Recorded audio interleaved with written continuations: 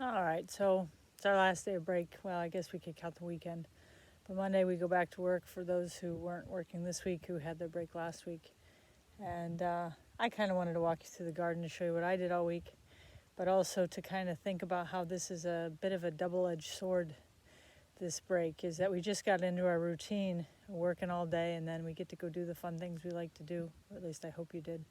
And then we have to get ourselves back on that routine relatively quickly because we have to try to finish 2 units before winter break, and it all goes really fast. Anyways, I'm going to take you just through a slow walk through the garden, and then I'm going to sit down at the very end because I was thinking about it. A couple of students have asked me, how do I get motivated or how do I concentrate? And so I want to answer that question. But first, I can't flip this around.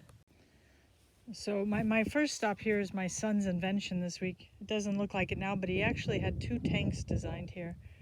And watching him do this all week really made me think of the power of being unsuccessful.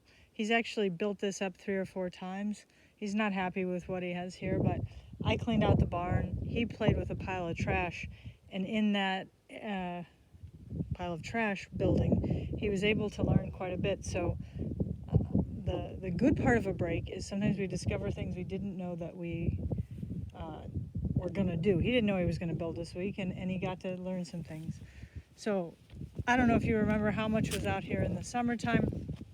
Now we're getting to the fall, and lots of things like to grow. It's frozen more than once, and you can see that depending on what you want to do, you can grow lots of things at different times of the year. Broccoli right now is on special at my house. So are turnips. And if you remember, this is actually why I brought you out here. I know you don't really care much about vegetables, but this was blank when I recorded 2 weeks ago. So, think about the things that you're growing into as your time goes by.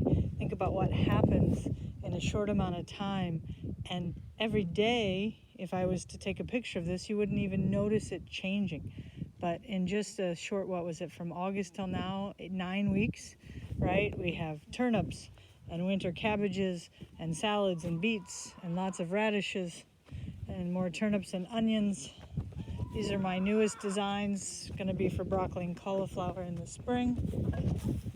And back to the back, the question was, how do I motivate myself to do the work I need to do? And my advice is stop asking the question, right? These are going to be poppies in the spring. It'll be amazing.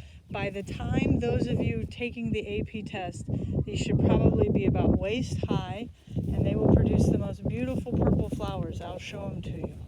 These are mustard seeds. They're kind of just covering my gardens right now. But how do I motivate myself to do something? I can't ask myself, when should I do it? How should I do it? I have to have that long-term goal and plan. So what I want back here, next year, I hope to show you again, those of you taking AP tests by that time, those of you finishing the class in June, is that this will be for corn and pumpkins, right? And none of these plants, not a single one, not the oak tree over there, not the mustard seeds. There's a chestnut. Not one of them asks itself, why? So I'm going to see how I splice together 3 bits of video. I've never tried that before. We'll see what happens.